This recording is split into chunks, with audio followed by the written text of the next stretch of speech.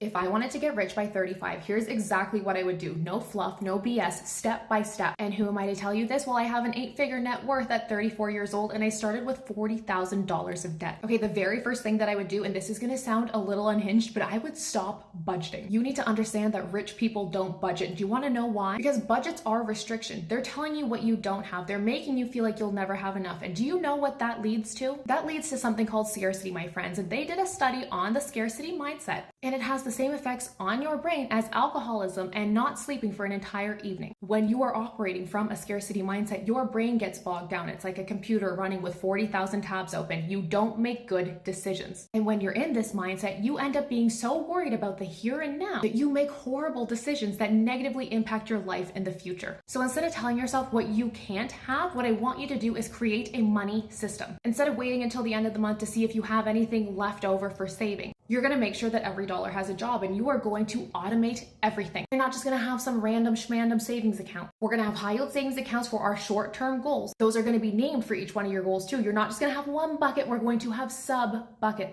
Emergency fund, Italy 2026, car fund. This way you can get out in front of self-sabotage, because it's a lot harder to steal from Italy 2026 for a sweater you don't really need than it is to just take from some random savings account attached to your checking account. And for your longer term goals, we're going to be investing into the stock market, because rich people, they don't work harder, but they do fucking work smarter. The stock market on average returns 10% a year. Do you understand how powerful that is? Even $50 a month started in your 20s can turn into hundreds of thousands of dollars of free money because you started so early. The next thing I want you to do is stop buying things and start buying freedom. How do you do this? This is one of the biggest mindset shifts I've ever made. Okay, let's say you want a $30,000 car. Most people would do this one of three ways. They would finance it and take on the payments, they would pay for it outright, or they would lease it. But instead, what I want you to do is take that $30,000. This is what I do. Say you put it into a property that cash flows $500 a month. Then you use that $500 a month to make the payments on the car. Once the car is paid off, that money keeps flowing to you. So now you have the car